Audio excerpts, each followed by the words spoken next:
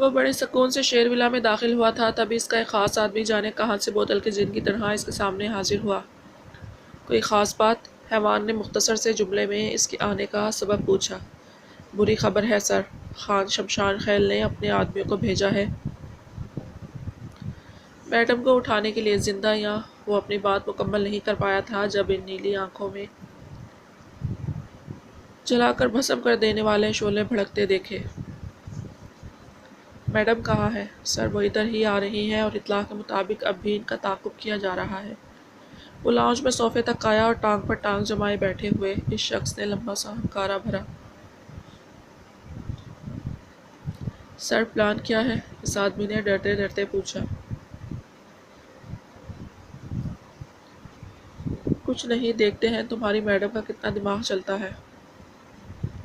تم لوگ میرے ہتھیار تیار رکھنا اور ہمیں کور کیے رکھنا۔ اوکے سر، وہ کہہ کر چلا گیا۔ بلیک لینس کے پیچھے نیلی آنکھوں میں ایک عجیب سی چمک تھی، ایک پراسراریت، گہرے راز، پوشیدہ جذبات۔ وہ سکون سے بیٹھ کر اب اپنے موبائل میں کچھ دیکھنے لگا۔ فلزا وائٹ پیلس سے شیرولا کے لیے نکلی تھی، مگر بہت جلد اسے احساس ہو گیا کہ اس کا تعاقب کیا جا رہا ہے۔ اس نے بارہا کوشش کی کہ تعاقب کرنے والوں کو چکمہ دے سکے، مگر ناکامی ہوئی، کیونکہ وہ ہر موڑ سے ایک نئے طریقے سے اسے فالو کر رہے تھے۔ گاڑی ہچکولے کھاتی شیرولا میں داخل ہوئی تھی۔ اس کے فون پر میسج رنگ ہوا تھا، مگر اس کے پاس کسی کا بھی میسج لینے کا وقت نہیں تھا۔ وہ تیز قدموں سے اندر داخل ہوئی تھی۔ سامنے ہی وہ سنجیدہ سا ٹانگ پر ٹانگ رکھے بیٹھا تھا۔ السلام علیکم، کیسے ہو داشو؟ فلزا نے اس کے پھولے ہوئے منہ کی جانب دیکھ کر کہا۔ وعلیکم السلام، آئی ایم فائن۔ داشو چلو یہاں سے، ہم یہاں سیف نہیں ہیں۔ کسی بھی وقت ہم پر اٹیک ہو سکتا ہے، چلو۔ فلزا نے جلدی سے اس کی مضبوط کلائی تھامی اور اسے اپنی جگہ سے اٹھانا چاہا، مگر وہ اس سے ہل بھی نہیں رہا تھا۔ کوشش کر کے دیکھ لو زی مجھے اٹھانے کی۔ وہ لاپرواہی سے کندھے اچکا کر بولا۔ داشو میں مذاق نہیں کر رہی، نہ ہی یہاں کوئی گیم کھیل رہی ہوں۔ اٹھو پلیز۔ فلزا نے اپنی پوری طاقت لگا کر اسے گھسیٹا، مگر وہ ٹس سے مس نہیں ہوا تھا۔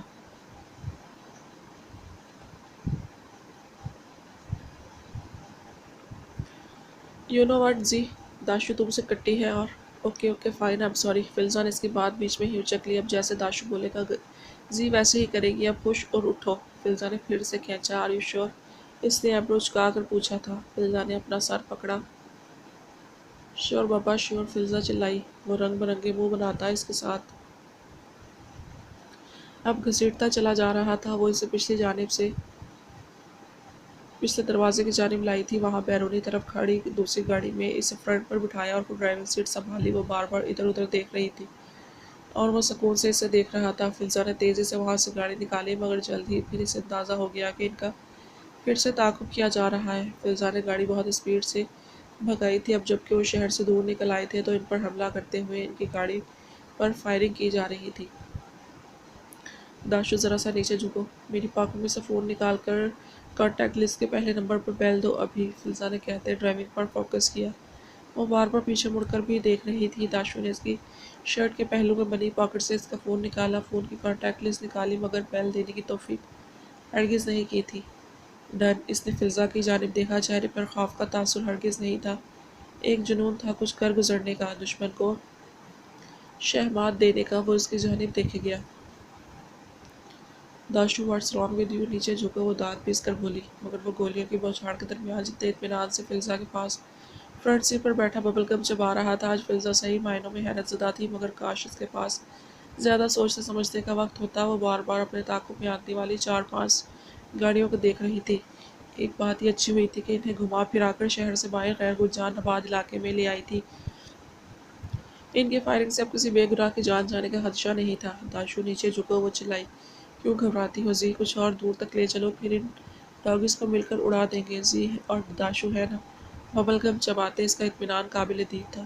فلزا چڑھ گئی۔ یہاں کوئی ہالی ووڈ سین نہیں چل رہا۔ داشو تم سنتے کیوں نہیں ہو؟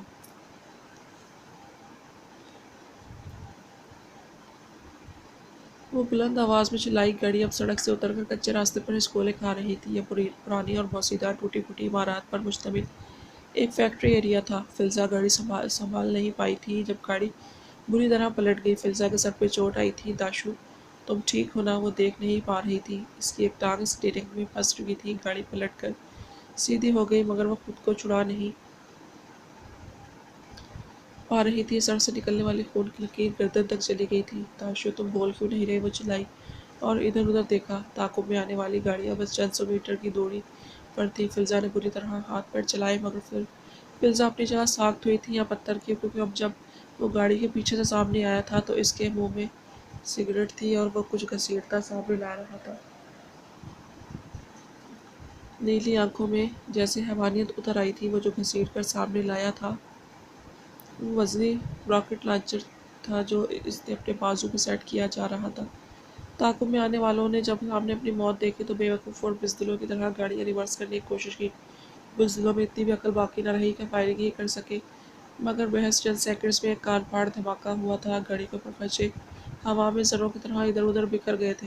अब वो रॉकेट लॉन्चर्स एक जानिब उछालकर यूं ही सिगरेट का धुआं फिजा में उड़ाता फिल्जा की जानिब चला आ रहा था। फिल्जा के दिमाग ने सेकंड्स में चलना शुरू किया था। नम आंखों से इधर उधर देखकर अपनी गन तलाश करनी चाहिए। सबसे पहले अपने फ़ोन को पकड़कर इसने एक मैसेज भेजा था। फिल्जा ने देखा पास पास 3 से 4 गाड़ियां आकर रुकी थी। वो इनमें से निकलने वाले स्याह नकाबपोश ने इन्हें कवर किया था। बाकी जो बचे कुचे गुंडे थे इनसे नकाबपोश ही निमट रहे थे। दुश्मन दुम दबाकर भाग चुका था। वो अब मगरूर से चाल चलता इसी की जानिब आ रहा था और स्याह नकाबपोश दूर खड़े होकर इनका जैसे पहरा देने लगे थे। जब तक फिल्जा ने नीचे झुककर अपनी गन उठाई वो तब तक गाड़ी के करीब आकर दरवाज़ा खुल चुका था। फिल्जा ने गन इसके सीने के मुकाम पर रखी थी। ये जो कुछ भी था इसके लिए बेतहाशा नाकाबिल यकीन और सदमे का बाइस था। कौन हो तुम? जल्दी बोलो नहीं तो मेरी गन से निकलने वाली गोली सेकंड्स में तुम्हारे दिल में सुराख कर देगी। फिल्जा चिल्लाई। तुम्हारी नज़रों के वार से इस दिल में तो पहले से ही एक सुराख हो चुका है जी बेबी। खालिस लोफराना अंदाज में कहते इसने लम्हे में फिल्जा का गन वाला हाथ थामा था और गाड़ी के अंदर इसके बहुत करीब झुककर एक ही वार हाथ के वार से इसकी टांग आज़ाद करवाई थी। अब वो इसके चेहरे के बहुत करीब हुआ था। तुम्हारी आंखें नमी से धुंधला रही हैं जी बेबी। देखना कहीं निशाना खता न हो जाए। साहिर ने इसके गाल को छूना चाहा। गलत फहमी है तुम्हारी। फिल्जा के घुटने के एक ही वार ने इसे 2 कदम पीछे धकेला था। फिल्जा ने इसके ऊपर गर्दन गन थाने में गाड़ी से बाहर निकली थी। अब तक अगर फिल्जा की कोई मदद नहीं पहुंची थी तो इसका मतलब इसने इसके खून से बैल दी ही नहीं थी। कौन हो तुम? जल्दी बताओ। फिल्जा की घुर्राहट से वो गहरा मुस्कुराया था। जो कोई भी हूँ मगर तुम्हारे लिए हमेशा तुम्हारा दाशू ही रहूँगा। लबों में सिगरेट दबाकर इससे सुलगाता इत्मीनान से बोला, मगर फिल्जा ने तैश के आलम में इस पर हमला किया था जो कि वो पासानी रोक रहा था। बताओ कौन हो तुम और मेरा दाशाब किधर है? वो चिल्लाई। अब की बार सामने वाले के माथे पर बेशुमार बल आए थे। तभी फिल्जा की हवा में चलती कलाई पकड़कर मरोड़ी और इसकी पुश्त एक झटके से अपने सीने से लगाई थी। फिल्जा के मुंह से हल्की सी चीख बरामद हुई। तुम्हारा दाशाब नहीं है हरी टिड्डी। जो तुम्हारा है वो तुम्हारे पास है, यानी कि मैं। बाकी इस दुनिया में जिसे भी जानती हूँ सबको भूल जाओ। इसके कान में सरसराती सरगोशी की गई थी। फिल्जा ने गुस्से से पागल होते अपनी कोहनी से इसका पहलू सेका था। तेजी से घूमकर गन इसकी जानिब करके वो इसकी टांग का निशाना लेने ही वाली थी, तब जाने कहाँ से एक टूट स्टिक जैसी लकड़ी की सुई इसके बाजू में आकर चुभी थी। फिल्जा सेकंड्स में बेहोश होकर ज़मीन पर सोई जब सामने वाले ने लपक कर इसे बाजू में भरा। यू बास्टर्ड, तुमसे किसने कहा था इस पर हमला करो? वो अपने आदमी पर चिल्लाया था जो एक तरफ अब इसकी जानिब आया था। सर ये आप पर गोली चलाने वाली थी। निकाब के पीछे से झिलझिलाई आवाज़ आई।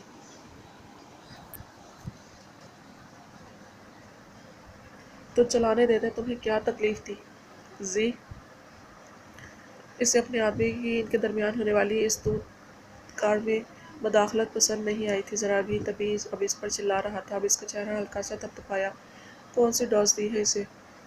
वो दांत पीस कर बोलता। अब इसे बाहों में भर चुका था। ज़्यादा हैवी नहीं है, 2.5 से 3 घंटों में होश आ जाएगा।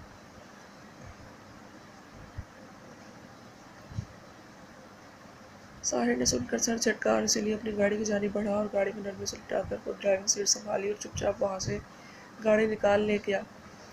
वो इसलिए अपने ख़ास ठिकाने पर आया था। इसे एक कमरे में लाकर बेड पर लिटाकर इसका हाथ एक हथकड़ी से बेड क्लॉथ से बांध दिया। वो अब बाहर आया था।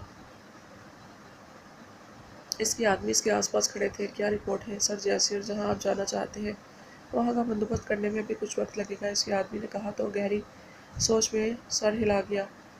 طویل ہنکارا بھرا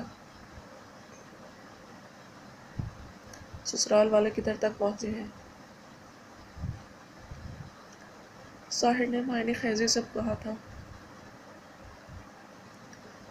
قریب ہی ہیں سر، پہنچتے ہی ہوں گے۔ ٹھیک ہے، میڈم کو میکے کی سیر کرانے دو۔ پھر تو اس کی بات مکمل نہیں ہو پائی تھی کہ اس کے کمرے کی کھڑکی کا شیشہ ایک دھماکے سے ٹوٹنے کی آواز آئی۔ فلزا کی جیسے ہی آنکھ کھلی، خود کو کسی انجان جگہ پر پا کر وہ جھٹکے سے اٹھی۔ اسے جلد از جلد یہاں سے نکلنا تھا۔ وہ اپنے ڈیڈ ماہر خان کو ایک خفیہ میسج تو بھیج ہی چکی تھی، یقیناً اب وہ اس کی کھوج میں نکلے ہوں گے تو اتنی پریشانی کی بات نہیں تھی۔ ویسے بھی اس کے لاکٹ میں ایک ایسا ٹریکر تھا جس کی مدد سے وہ لوگ اس کی لوکیشن کا پتہ لگا سکتے تھے۔ وہ جھٹکے سے اٹھ کر بیٹھی، مگر جہاں لیٹی تھی وہاں سے اٹھ کر کھڑی نہ ہو پائی کہ ہاتھ ایک ہتھکڑی سے بیڈ گراؤنڈ سے بندھا ہوا تھا، مگر چند لمحے، محض چند لمحے لگے تھے سیکھی گئی تکنیک کا استعمال کرتے اس چین سے آزاد ہونے میں۔ حیرت کی بات تھی، اس کا فون اس کے پاس پڑا تھا۔ اس نے اپنا فون نکال کر دیکھا۔ ان نون نمبر سے کافی سارے وائس میسیجز تھے۔ اس سے ایک میسیج اوپن کر کے ہلکی آواز کے ساتھ فون اپنے کان سے لگایا۔ وہ عائشہ کی آواز تھی۔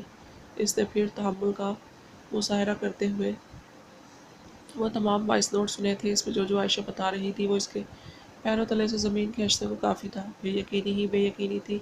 کوئی اس بھیس بدل کر اتنی عرصے سے اس کے ساتھ تھا۔ وہ اتنا اندھا اعتبار کر گئی تھی کہ اسے بھنک تک نہ لگی۔ اور سب سے بڑا سوال یہ کہ اتنا طاقتور، اتنا مکار، چالاک، شاطر اس میدان کا پورا کھلاڑی تھا، آخر یہ تھا کون؟ اب فضا کو یہ پتہ لگانا تھا۔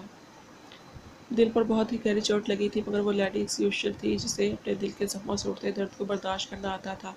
تبھی بڑے جارحانہ تیور لیے وہ بیڈ سے اٹھی تھی، بھاگ کر ڈور تک گئی جو لاک تھا، کسی بھی چیز کا انتظار کیے بغیر پوری طاقت لگا کر کاٹ اٹھا کر کھڑکی پر پھینکا تھا، اور خود بھی کھڑکی پھلانگ گئی تھی۔ وہ جو اس طویل و عریض ہال کے بیچوں بیچ رکھے گئے صوفوں میں سے سربراہی صوفے کے آبز پر بازو رکھے، ایک مٹھی بند کیے ہونٹوں پر رکھے بے نیاز سا بیٹھا تھا۔ کھڑکی ٹوٹنے کی آواز پر گہرا مسکرایا۔ اسے اس کی یہی دلیری اور بے خوفی ہی تو اپیل کر رہی تھی، یہی تو وجہ تھی کہ وہ اس کی جانب متوجہ ہونے پر مجبور ہوا تھا۔ وہ یہاں بیٹھا اس کے ہوش میں آنے کا ہی انتظار کر رہا تھا۔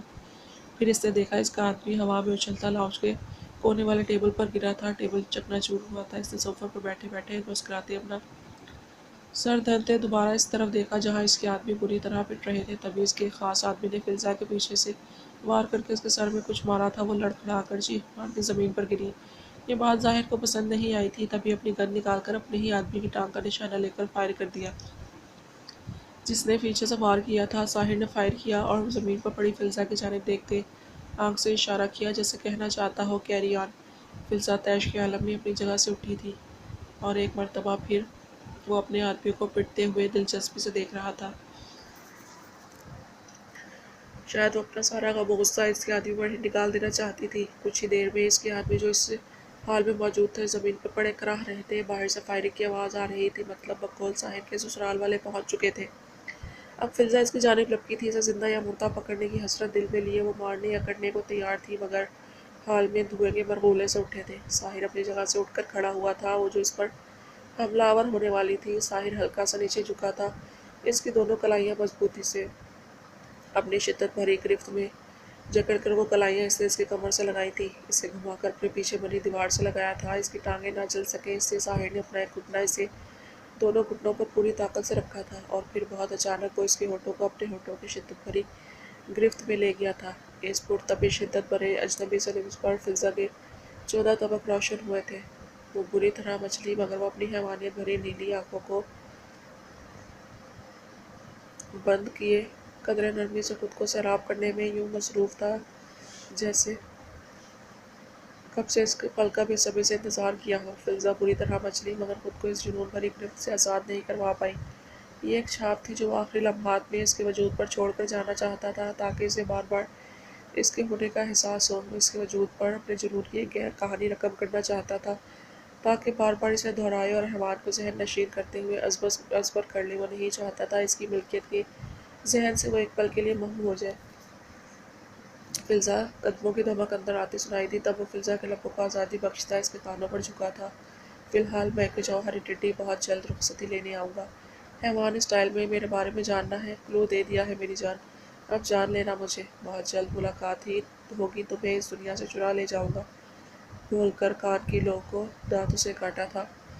फिल्जा ने सिसकी भरी, मगर कुछ दिखाई नहीं दे रहा था। इसके ऊपर से दबाव भी हट चुका था। दम सा घुटा तो वो जमीन पर गिरती चली गई। प्रिंसेस माहिर खान की आवाज़ धुएं में गूंजी थी। डैड, घुटी घुटी सी आवाज़ गले में से निकली। अब अपने डैड की आवाज़ सुनकर इसकी आंखों से तवातुर से आंसू बहे थे। वो बहुत जल्द इस तक पहुंच चुके थे।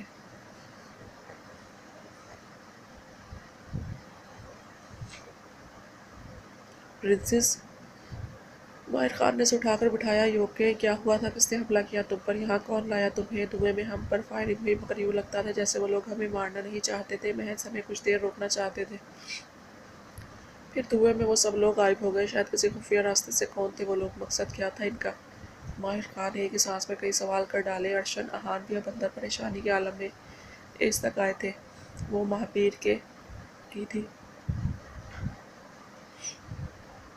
डैड, मुझे घर जाना है फ़िलहाल। सर में चोट लगी है, सारी डिटेल बाद में बताऊंगी, फिल्जा ने फीकी आवाज़ में कहा, मगर आंसू पर बंद बांधे रखा।